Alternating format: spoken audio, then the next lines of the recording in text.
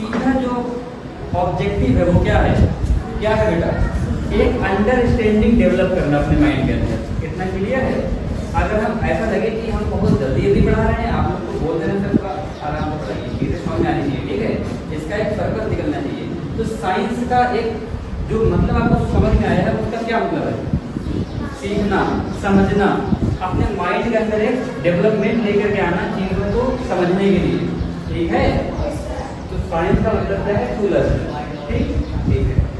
इसकी अगर डेफिनेशन की बात करें, ये इसका एक वन वर्ड मतलब है। जैसे नाउन का मतलब हो सकता है नेमिंग वर्ड, किसी भी चीज़ का नाम नाउन है, ठीक है, लेकिन डेफिनेशन क्या है? नेम ऑफ एनी पर्सन के तौर पर। तो वैसे ही साइंस का जो एक वर्ड में जो मतलब है वो क्या है? टू लर्न, सीखना, कोई भी चीज़ सीखना। इतना क्लियर है? लेकिन अगर इसकी डेफिनेशन की बात की जाए तो किसी भी ऑब्जेक्ट का, किसी भी पर्टिकुलर थिंग का अगर हम सिस्टमेटिकली नॉलेज गेन करते हैं, सिस्टमेटिकली नॉलेज गेन करते हैं, यहाँ पे एक और वर्ड यूज करना चाहेंगे,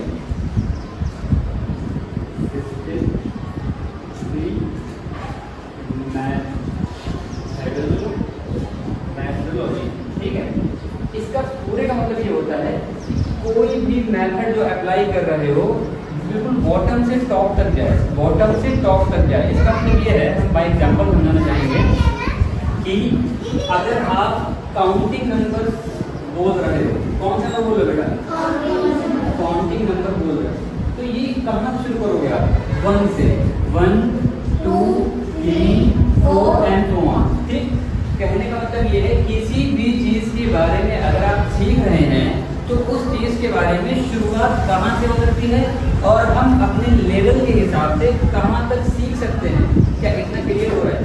मान लो अगर कोई बच्चा पेड़ के बारे में सीखना चाह रहा है, ट्रीज प्लांट्स के बारे में, तो उसको सबसे पहले शुरुआत पेड़ से नहीं कर देनी है, लीफ से नहीं कर देनी है, कि उससे पहले उसका बेस क्या था?